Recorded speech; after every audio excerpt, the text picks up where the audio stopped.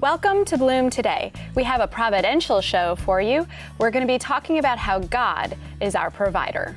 Hi, I'm Paula Wallace, president of Bloom in the Dark, and this is Jenny Priz, the single-handed serenity coach. Welcome to Bloom Today, where we talk about internal and external brokenness and how you can heal, so that you can use the fertilizer of your past to bloom today.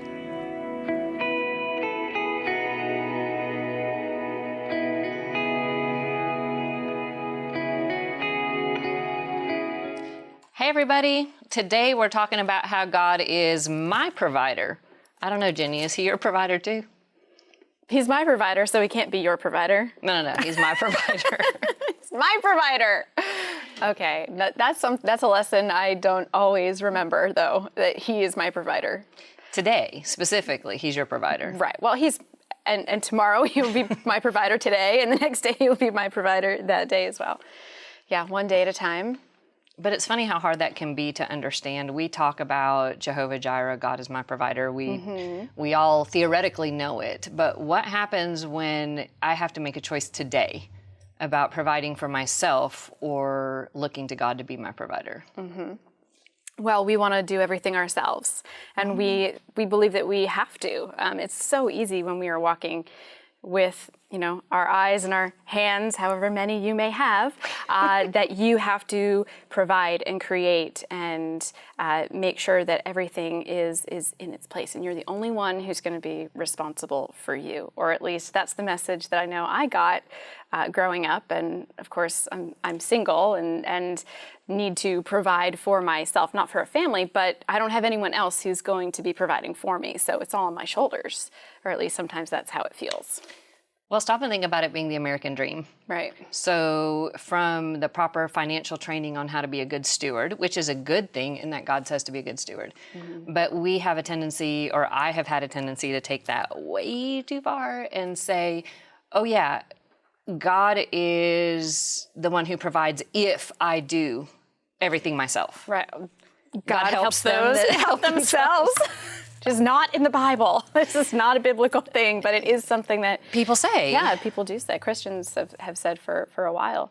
And I know for me it was definitely this idea of responsibility and being responsible with your money and being responsible with having the job and having all of your ducks in a row and retirement. Oh, you need to have that nest egg because you don't want to work your whole life, or you don't want to be 80 and still packing groceries, or you want to have that nice, quiet end of life season. So I need to work really hard now so that I can rest later and again, making sure that I'm doing it. And that's kind of the culture that I grew up with. So it was really, really difficult for me when I started my own business a few years ago. And I didn't have all of my ducks in a row at all. And you were starting to learn. Yes, and had to use my own savings. I mean, I had so many ducks in a row for so long, made sure that they were there, that now I had to do something a little bit that felt irresponsible, but I felt like God was actually really calling me to, that he really wanted me to step out and do this in faith. And he did tell me, I paid you in advance a little bit, so go ahead and use that money. But it was torture for me to do that. And I'm not even exaggerating. I wish that I was, but it was torture for me to hand it over, to use that, because it had been so trained in me to hold on to that and keep that for later. Well, we think of it as our security. Right. I grew up with nothing on the mission field and then grew up in a small trailer in South Georgia, and 6 of us kids, and my dad was making minimum wage part of the time. Like, we're talking about no money, no nothing. And so then when I started having money and having a company and a job and being able to bring in the money and pay off bills and be financially responsible, everything looks beautiful until God says, oh, by the way, I've called you to ministry, and I don't want you doing ministry and the job and be a single mom of 3 boys. Yeah. I want you with no distractions doing ministry full time, which when you're only getting a very small amount of child support means there's no money coming in, and you're supposed to be responsible. And I've done that. I've had the job, full-time job plus 5 part-time gigs on the side, make sure I could take care of myself and take care of the kids. So I know what it takes. But God said, I want you to trust me I want you to do ministry full time, and I want you to trust me. And I had such a hard time with it until God started showing me that it was like foreign missions, a foreign missionary. Right? So you expect to support yourself in the foreign country and pay for the ministry work you're doing. And you look to God to provide for that. Like, most people understand that makes sense. Right. There's a fundraising aspect to it. There's you travel need around help. and speak, get people to Right. give you money, you take offerings, you do fundraising, whatever it takes to then support that. But what does it look like when you live in Franklin, Tennessee? Which is an affluent area. Very affluent area, and you're the single mom with nothing living in this area, and then saying, oh yeah, by the way, God's my provider. No, I don't know where we're getting food. I don't know where we're getting rent. I don't know where the electricity is coming from. Oh yeah, and I don't know where the ministry money is coming from either. Right. And that is an everyday reality in third world countries, in poorer areas, and so they're used to that kind of response in those areas, but not when it's seeming as if there are opportunities everywhere to make money. But when God is calling you to not work in a job, but to work ministry full time, that looks very different from the outside. It does, and I've been told I'm irresponsible, that I am lazy, that I'm not doing the right thing. I'm not following the American dream, and I'm not monetizing the ministry stuff or the book or the TV show or all these things the way we should be, because that makes other people feel better because they don't want to look at God as the ultimate provider and obey Him. It says you can't serve God and money. Right? But what do we do in our choices every day when we're not looking to God as our provider? We tend to make money the reason we make the decisions. Oh, well, I can't do that because I don't have the money. Oh, I've got to do this because it's going to make the money. Right. And our decisions are based on how much money I may or may not have, or how much money I know is coming in, instead of, God, what is it that you want me to do? Right. And so in discussing this, we've talked about how everyone can trust God as their provider by owning 3 really basic truths. Absolutely. The first one being that God is the only provider. Right. So while I thought I was earning the money myself and I thought I had the career and the job, God was still my provider even through that. Yes. It wasn't me. And it's pride to think that it was. Because whether it's my mind that He gave me, the body He gave me capable of working, whether it was the connections, the doors He opened for me to have the job, He was still the provider. He still connected the dots. He still gave you the skills that you had. He still made the opportunity available, opened the door. You just had to step through it. Not always easy to step through it when you're working. I know that's feel really stressful, but whether we stress or not, God is going to provide exactly what He wants to provide for us. And if we are not looking at our hands and making sure that we're the ones doing it, we're the ones striving, we're the ones going, then we can rest further in Him. Right. And so in Hebrews 13:21, he says, may He equip you with everything good for doing His will, and may He work in us what is pleasing to Him through Jesus Christ. He gives us exactly what we need to do what He's called us to do. Now, if we're running off in a different direction, we might be like going one way when His provision goes another is a different way. So sometimes we do have to course correct to be in line with His provision. Absolutely. But sometimes what He really wants for us and the value may be more eternal and less temporal, less tangible here on earth, but He does say He will always provide. Yes, He will. He will always provide. No matter what. Not necessarily, what He doesn't say is, I will always allow you a way to provide for yourself. No. He will provide. And even when you can't see how. Yeah. So when I look back over the last several years, a lot of it, I can't tell you how all the pieces fit.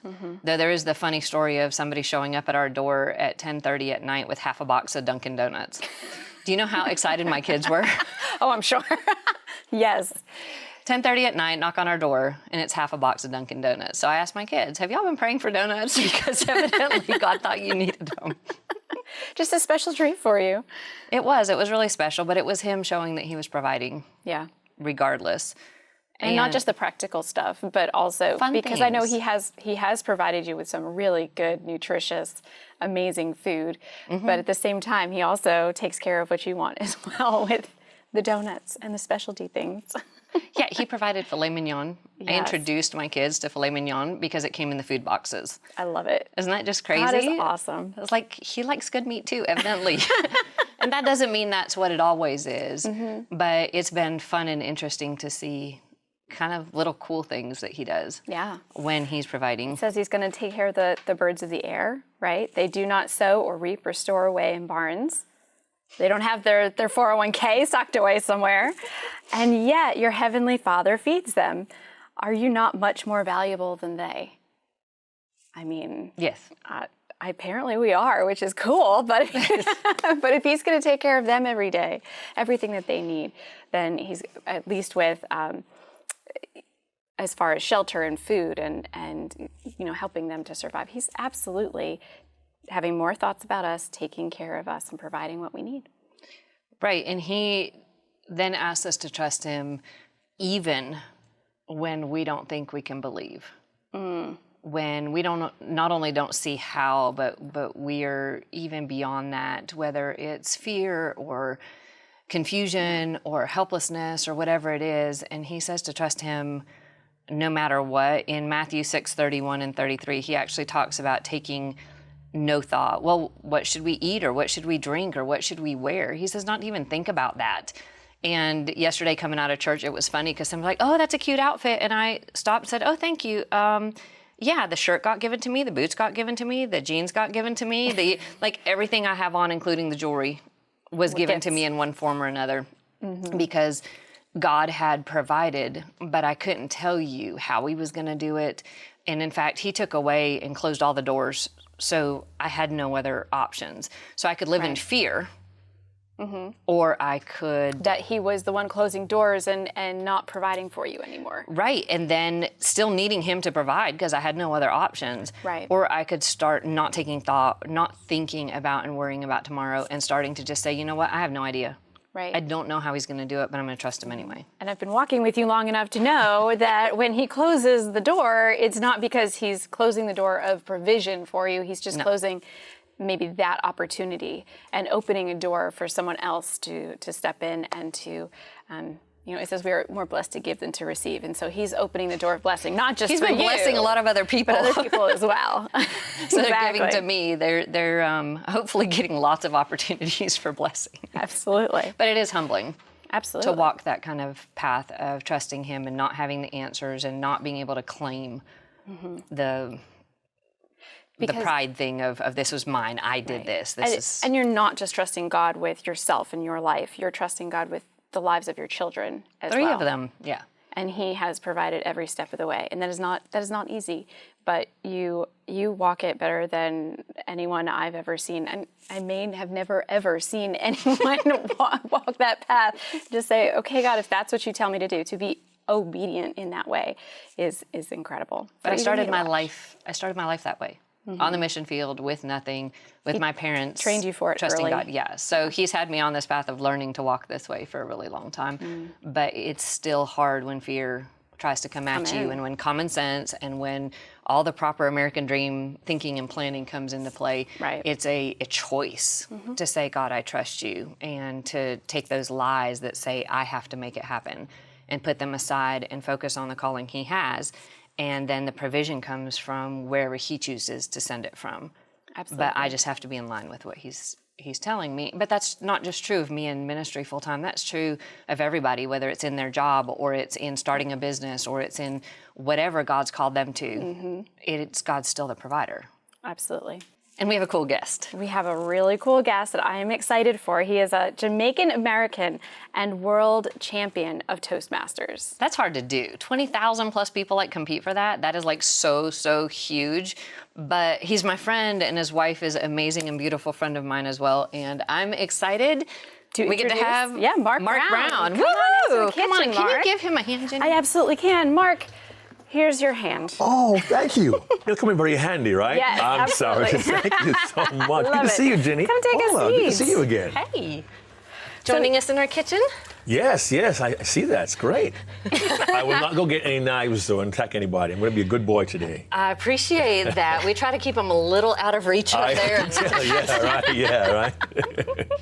Yes. we don't want her to take anything to me. I've lost enough limbs. I'm good enough as we are. Yeah. That's it. No more violence. You look great. You both look wonderful. Oh, thank you so much. Thank you. Well, we look great because God is our provider, and He provides all of the products that we need, including our makeup. Including our makeup. This is true. Yes, He is our provider, isn't He? Everything you need and then some. Yes. You know, and I found out in life very often we make a mistake. We ask God to give us what we want. Well, He says, I'll give you what you need, not what you want. And we can get ourselves in trouble that way. But I thank God. He does provide what we need. And I appreciate that so much.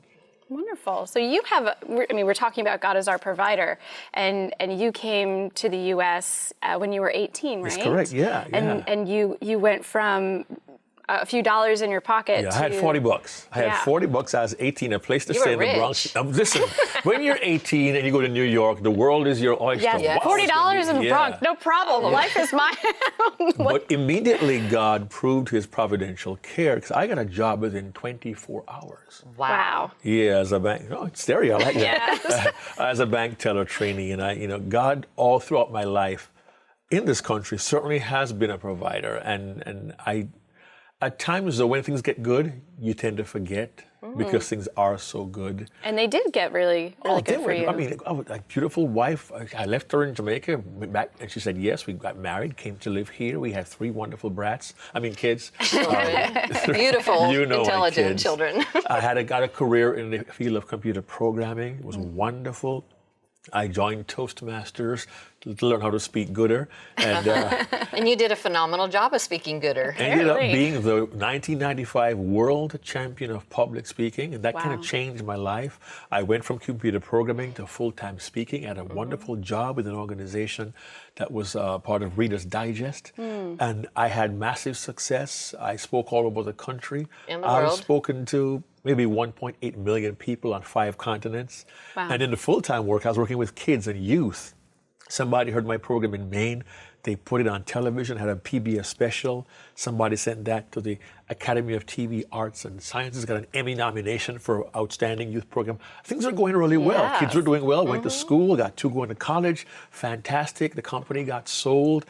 But they were doing well. My salary got higher and higher and higher. I got the 401k. Yeah, you got to have that, right? And before I knew it, I was making a 6-figure salary.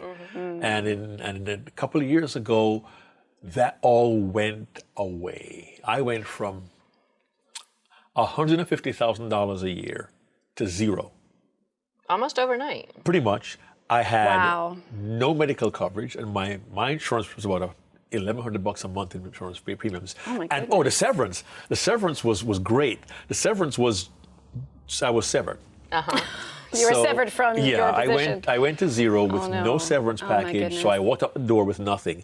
And and let's talk about the insurance for a minute. The health issues, the heart problems. Oh, wow. We're talking about the fact that you died in the hospital and God brought you back. Wow. The medical insurance is not just a general, in case I ever need it. It's actually. I have to have it. It's your life on the line. I just want to clarify that little. I can't go through the whole story. Well, back in '93, I had blood clots in my lungs. That was the good news. The bad news was one massive clot inside my heart, which almost took me out. I was given at best a 50-50 chance. When I did recover, we had medical professionals who were surprised. And I asked my heart specialist, I said, why am I still here? He gave me a wonderful clinical medical answer. He said, I have no idea. He said, it's the grace of God. Yeah. Because it was. That was 93. A medical professional saying it is the grace of God. That is not often said. Yeah, great guy. And I recovered. I was doing well. And in 2011, the clotting came back. I had an episode in 2011. And they said, okay, from now on, you have to be on medication for the rest of your life. Right. So I need the insurance. I need the medication. And all that went away. I had to start from scratch in my mid-50s. Now, for those watching, I am 56 years old. It is not my fault I look this good. It's not fair either. I blame my beautiful bride, Andrea. But I wouldn't want anyone, I wouldn't wish for anyone to have to restart their lives in their mid-50s from scratch. And, I know you talk a lot about being broken and being hurt. And I'll be really honest, when this happened, I kind of saw something coming, but I'd given so much to the organization.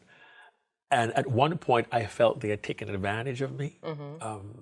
I made a very small request in return for a job I did for them. After I got fired, I was not compensated.